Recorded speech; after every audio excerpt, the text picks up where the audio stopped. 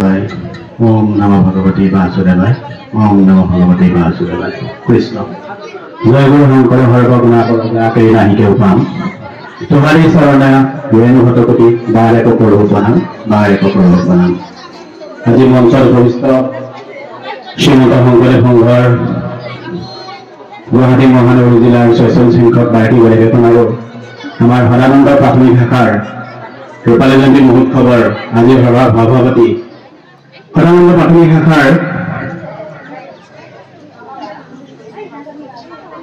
रूपाली जयंती महोत्सवर संगति राखी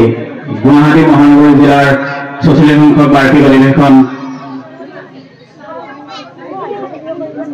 बड़ोलाटा आंचलिक शाखार सहयोगत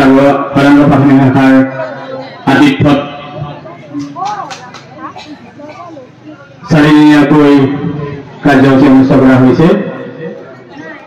আজি দ্বিতীয় দিনৰ কাৰ্যসূচী দিহানাম প্ৰতিযোগিতাৰ মই এই চেগতে শ্ৰীমত শংকৰদেৱ সংঘৰ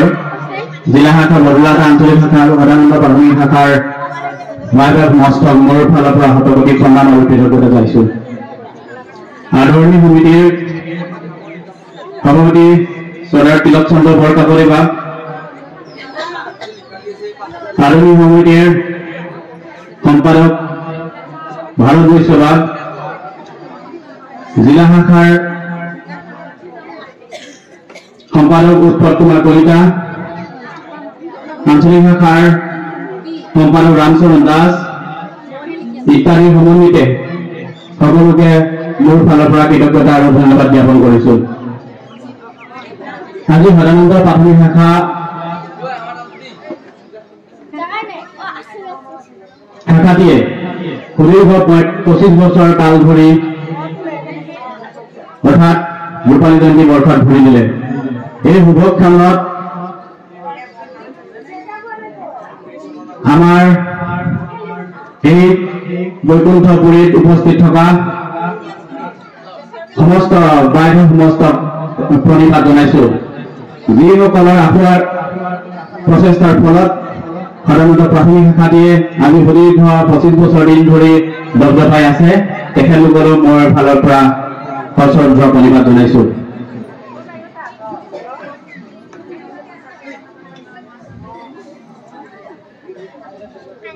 শ্ৰীমন্ত শংকৰদেৱ সংঘৰ গুৱাহাটী মহানগৰ জিলাৰ 6 সংখ্যক বাৰ্ষিক অধিৱেশন ভাগি বড়োলাটা আঞ্চলিক শাখাৰ সহযোগত আৰু হৰানন্দ প্ৰাথমিক শাখাৰ আতিথ্যৰ আয়োজন কৰাৰ ক্ষেত্ৰত আৰু আজি দ্বিতীয় দিনৰ দিহানাম প্ৰতিযোগিতাৰ শুভ উদ্বোধন কৰিবৰ কাৰণে এই অভাজনক সেৱা ধৰা হৈছিল। ইমান এটা ডাঙৰ জাতীয় অনুষ্ঠান তথা ধৰ্মীয় অনুষ্ঠানৰ এনে এটা কাৰ্যসূচীত নিমন্ত্ৰণ কৰি আপোনালোকৰ সন্মুখত সাহসেৰে থিয় হ'ব পৰাৰ যি শক্তিয়ে মোক প্ৰদান কৰিছে প্ৰভু ভগৱন্তৰ ওচৰত মই মোৰ প্ৰণাম নিবেদিছো। সংস্কৃতি হৈছে মানুহ নামৰ প্ৰজাতিটোৱে আপুৰুগীয়া সম্পদ। ই মানুহৰ জীৱনশৈলী মানুহৰ গতিশীলতা প্ৰদান কৰে। সংস্কৃতিয়ে ব্যক্তিৰ জীৱন পুষ্ট কৰে, জীৱন গঢ় দিয়ে, মানৱ জাতিৰ মহত্ব প্ৰকাশ কৰে। সংস্কৃতিয়ে কেৱল পিন্ধন উৰণ খাৱন শোৱন জীৱন যাপনৰ ইত্যাদিৰ ওপৰতে সীমাবদ্ধ নহয়। সংস্কৃতি এক লোককলা, ই চিৰ প্ৰবাহমান, যাৰ যোগেদি জাতীয় জীৱনৰ ধনাত্মক দিশসমূহ আমি স্বপ্ৰতিভাৰে মহিমামণ্ডিত হৈ থকা দেখিবলৈ পাওঁ। আপোনালোক সকলোৱে জানে আমাৰ সমাজত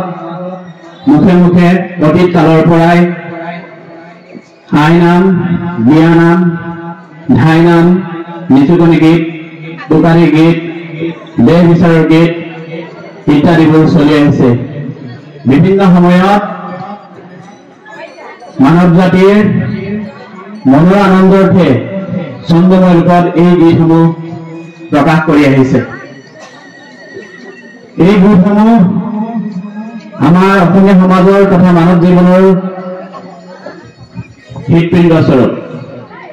এই গীতবোৰ সেই হেতুকে নিৰ্দিষ্ট ছন্দত গোৱা হয়। ঠিক তেনেদৰে আজি মই শুভ উদ্বোধন কৰিবলৈ বিচৰা দিহানামবিলাকো একোটা নিৰ্দিষ্ট দিহা বা পৰামৰ্শ লগাই গোৱা হয় সুন্দৰভাৱে এই নামসমূহ গোৱা হয় আমি যেনেদৰে আজি এইখন অনুষ্ঠান পাতিবৰ কাৰণে পুৰীজনৰ পৰা বিভিন্ন জনৰ পৰা দিহা পৰামৰ্শ বিচাৰো ঠিক তেনেদৰে দিহা নামসমূহেও একোটা দিহা বা পৰামৰ্শ আমাৰ সমাজলৈ বিলাই যায় আমি দিহানামবোৰৰ দ্বাৰাই যে এটা একোটা দিহা বা পৰামৰ্শ ফুটি উঠে তাৰ বিষয়ে মই অকমান এটা আওৰাই দিব বিচাৰিছো হেৰা অসমীয়া চিৰযুগমীয়া আমাৰ গুৰু শ্ৰীমন্ত শংকৰ কুসুম্বৰ গৃহে ঈশ্বৰৰ অংশে তেওঁই নহয় জানো সৰ্বগুণাকৰ আমি শ্ৰীমন্ত শংকৰদেৱক চিনি নাপাওঁ কিন্তু সেই চিনি পাবলৈ আমাক শিকাই দিছে কোনে আমাৰ দিহা নামে তো দিহা নামৰ দ্বাৰা আমি আমাক এটা দিহা দিয়া গৈছে বা পৰামৰ্শ দিয়া গৈছে সৰ্বগুণাকৰ কোন কুসুম্বৰৰ গৃহে কোন জন্ম ললে ঈশ্বৰৰ অংশ স্বৰূপে কোনে জন্ম ললে সেইবিলাক আমাৰ কোনে দেখাই দিছে দিহা নামসমূহে আমাক দেখাই দিছে দিহা নামসমূহ সুৰ তাল লয় ইত্যাদি ছন্দবদ্ধ গতিৰে গোৱা হয় সেয়েহে দিহা নামবিলাকত মনৰ ভাৱাবেগ প্ৰকাশ পোৱা যায় যেনে শংকৰ জিলিকিছে কীৰ্তনৰ পাততে মাধৱ জিলিকিছে ঘোষাত চোৱা যতনে পুথিৰ মাজতে দুয়োজনা গুৰু আমাৰ কাষত এনেদৰে ছন্দবদ্ধ ভাৱে সুৰ তাল লয় ইত্যাদি লগাই দিহানামসমূহ পৰিৱেশন কৰা হয় দিহানামসমূহ পৰিৱেশনত আমি আনন্দ পাওঁ মনৰ আনন্দ পাওঁ দিহানামসমূহে আমাৰ মানৱ জীৱনৰ দুখ কষ্ট যন্ত্ৰণা ইত্যাদিসমূহ হৰণ কৰি নিয়ে নাশ কৰে যেতিয়া দিহানাম পৰিৱেশন কৰা হয় ভকতে দৌৰি আহে আৰু সেইকাৰণে আমি দিহানামবোৰত মাজে মাজে কি বুলি কওঁ নাম বুলিও কওঁ আমি শুনিবলৈ পাওঁ কেতিয়াবা কোৱা যায় কোনো লগৰ দুজনৰ বা কাৰোবাক কোৱা যায় যে আজি আমাৰ নাম আছে দেই মই আজি বেলেগ প্ৰগ্ৰেম ৰাখিব নোৱাৰো বেলেগলৈ যাব নোৱাৰো নাম শব্দটো ইয়াতে কাক বুজাইছে নাম শব্দটোৱে ভগৱান ঈশ্বৰক বুজাইছে সেই নামক আমি ল'বলৈ অতি সুখ পাওঁ প্ৰত্যেকে ঈশ্বৰৰ নাম ল'বলৈ সুখ পায় ঈশ্বৰৰ নামত সকলোৰে দুখবিলাক পাহৰি যোৱা যায় এই নামৰ মাজত দিহা নামৰ মাজত জীৱনদায়ী সঞ্জীৱনী বোধা সোমাই আছে আৰু এই দিহা নামৰ ছন্দে ছন্দে সকলোৰে অন্তৰ আলোকিত কৰি তোলে আন্দোলিত কৰি তোলে দিহা নামৰ ছন্দত পৃথিৱী নাচি উঠে মই এইখিনিতে আৰু এটা কথা উল্লেখ কৰিব বিচাৰিছো শংকৰদেৱৰ ৰচিত ভক্তি পৰিকৰ ৭ম অধ্যায়ত উল্লেখ আছে শ্ৰীকৃষ্ণই অৰ্জুনক কৈছিল অৰ্জুনে শ্ৰীকৃষ্ণ সুধিছিল প্ৰভু এই নাম শব্দটো মাত্ৰ দুটা আখৰেৰে গঠিত নাম আখৰটোত ইমান কি আছে এই নামৰ যদি আমি নাম যদি পৰিৱেশন কৰো তাৰ দ্বাৰা আমাৰ পাপ কেনেদৰে নিশেষ হব হৰণ হব তেতিয়া কৃষ্ণই উত্তৰ দিছিল যে ধৰ্মৰ বা নামৰ আটাইতকৈ ধৰ্মৰ ভিতৰত আটাইতকৈ শক্তিশালীটোৱে হৈছে নাম ধৰ্ম আৰু সেই যুক্তিটোক প্ৰতিপন্ন নিয়াবৰ কাৰণে কৃষ্ণই কৈছিল সিংহ এটাই পৰম বিক্ৰমেৰে নিজৰ শক্তি প্ৰদৰ্শন কৰিব পাৰে কিন্তু ক্ষুদ্ৰ মৃগয়ে এটাই তেনে শক্তি প্ৰদান কৰিব নোৱাৰে ঠিক তেনেদৰে সূৰ্যৰ তাপ আৰু জুইৰ তাপৰ কথা কৈছে সূৰ্যৰ তাপে যেনেকে পৃথিৱীৰ বেছিভাগ অংশ আলোকিত কৰি ৰাখিছে বা তাপিত কৰি ৰাখিছে জুইৰ তাপে কিন্তু তাৰ নিজৰ চাৰিওফালটোহে তাপিত বা আলোকিত কৰি ৰাখিব পাৰিছে সেয়েহে নাম ধৰ্মই গোটেই পৃথিৱীক আলোকিত কৰি ৰাখিব পাৰিছে আৰু য'তেই নাম প্ৰচাৰ হৈছে বা নাম পৰিৱেশন হৈছে তালৈকে ভকতসকল আকৃষ্ট হৈছে আমি জানো সকলোৱে দিহানাম যিহেতু এবিধ ভক্তিমূলক গীত গতিকে দিহানাম পৰিৱেশনৰ ক্ষেত্ৰত কিছু নীতি নিয়মৰ মাজেদি পৰিৱেশন কৰা যায় আমাৰ ভক্তি মাৰ্গত আমি চাৰিবিধ বস্তুক সদায় প্ৰাধান্য দিওঁ গুৰু দেৱ নাম ভকত আৰু সেয়েহে দিহা নামতো এই চাৰি খুঁটি বা চাৰি বস্তুবোৰ প্ৰাধান্য দিয়া যায় সেয়েহে দিহা নাম পৰিৱেশনৰ সৰ্বপ্ৰথমতে আমি ও হৰি ও ৰাম এনেকে দৰে হৰ্ষধ্বনি দিব লাগে তাৰ পাছতে কৃষ্ণ শংকৰ গুৰু হৰি ৰাম বুলি গুৰু স্মৰণ কৰিব লাগে আৰু দিহানামৰ এনেদৰে হ'ব লাগে দিহানামসমূহে এক ঈশ্বৰ হকে হ'ব লাগে একেশ্বৰবাদ হ'ব লাগে যেতিয়া আমাৰ গুৰু দুজনাই শংকৰ মাধৱে বৈষ্ণৱ ধৰ্ম প্ৰচাৰৰ কাৰণে দিহানামৰ মাধ্যম হিচাপে গ্ৰহণ কৰিছিল তাতকৈ আগৰ পৰাই দিহানামসমূহ প্ৰচলিত আছিল বুলি কোৱা হয় কোনো কোনো ক্ষেত্ৰত দিহানাম কৃষ্ণ জন্মৰ পাছতেই সৃষ্টি হৈছে বুলি কোৱা হয় যেতিয়া কৃষ্ণ দৈৱকীৰ গৰ্ভত কৃষ্ণই স্থিতি লয় তেতিয়া বিষ্ণুৰ সন্মুখত দৈৱকীয়ে স্তুতি কৰিছিল তাকো দিহানাম বুলি কোনো কোনোৱে ক'ব বিচাৰে কৃষ্ণৰ জন্ম বৃত্তান্ত যি গীতসমূহ সেই গীতসমূহকো কোনো কোনোৱে দিহানাম বুলি ক'ব খোজে মোৰ বোধৰে এইবোৰ গোসাঁই নামহে হ'ব লাগে বিজ্ঞজনে যথাস্থানত যথা সময়ত এইবিলাক কথা নিশ্চয় ক'ব দিহানাম পৰিৱেশনত গুৰুজনাৰ ওপৰত হ'ব লাগে দিহানামসমূহ সাধাৰণতে গুৰুজনাৰ ওপৰত হ'লে বেছি ভাল আৰু নাম আখ্যান উপাখ্যানৰ ওপৰত হ'লে বেছি ভাল পৰিৱেশন কালত ঘোষা আৰু পদ যাতে সংগতি থাকে তাৰ প্ৰতিও লক্ষ্য ৰাখিব লাগে যেনে মই যদি এটা ঘোষা দিওঁ শ্ৰীমন্ত শংকৰে ধৰ্ম প্ৰচাৰিলে মাধৱক লগতে জীৱক নিষ্ঠাৰিলে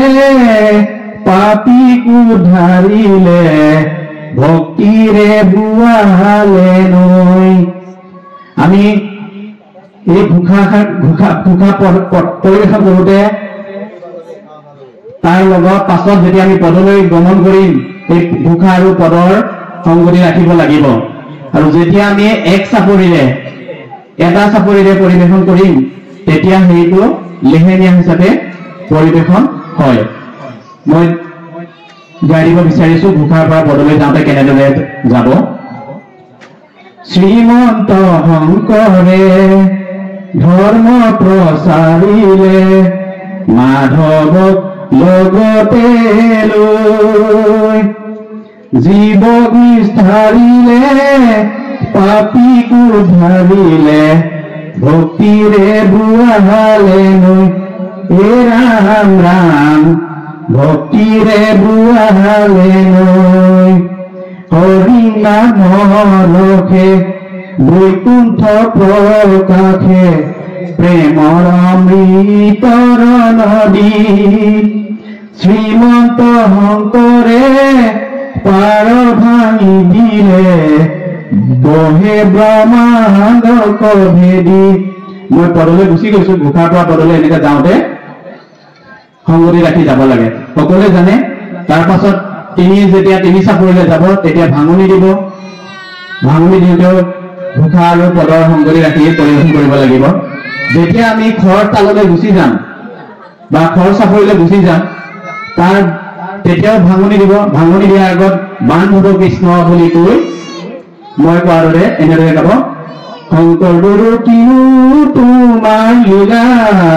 নাম ধৰ্ম ভক্তি ৰখে অমিয়া বোলালা এইটো খৰটকীয়া নামত আহিব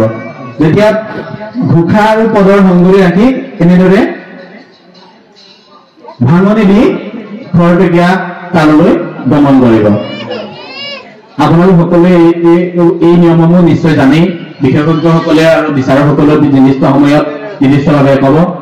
পিছৰ পৰ্যায়ত যেতিয়া যিসমূহ দিহানাম ৰচিত হৈছে সেইসমূহ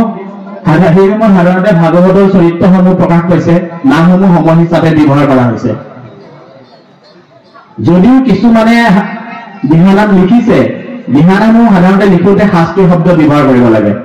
এইটো যিসকলে লিখে তেওঁলোকে নিশ্চয়কৈ এইখিনি পালন কৰে যদি পালন নকৰে আমাৰ দিহানামৰ পৰিৱেশটো বেয়া হৈ যাব গতিকে দিহানামৰ যিসকলে চৰ্চা কৰে তেখেতলোকে যাতে এই কথাখিনি লক্ষ্য ৰাখে আৰু যেতিয়া শব্দসমূহ শাস্ত্ৰীয়ভাৱে হ'ব আৰু সহজ সৰল হ'ব সকলোৱে যাতে হৃদয়ংগম কৰিব পাৰিব এনেদৰে লিখিব লাগে আৰু বহুতো নীতি নিয়ম আছে মই ইয়াতে সকলোবোৰ উল্লেখ কৰিব বিচৰা নাই আপোনালোক যিহেতু সকলোৱে জানে আজি এই স্থানত বিভিন্নজন ভকতৰ সংগত থাকি সংগ লগ পাইছো ভগৱান কৃষ্ণ কাষতে পাইছো যেন অনুভৱ হৈছে ভকতৰ পদধূলাই এই পুণ্যভূমিক আমাৰ তীৰ্থলৈ পৰিণত কৰিছে সৰুভকত দিহানামত অংশগ্ৰহণ কৰিবলৈ অহা যিসকল প্ৰতিযোগী তেখেতলোকলৈ মই শুভেচ্ছা জনাইছো আৰু সৰুটি কৰ্মকৰ্তাকে মোৰ ফালৰ পৰা সেৱা নিবেদিছো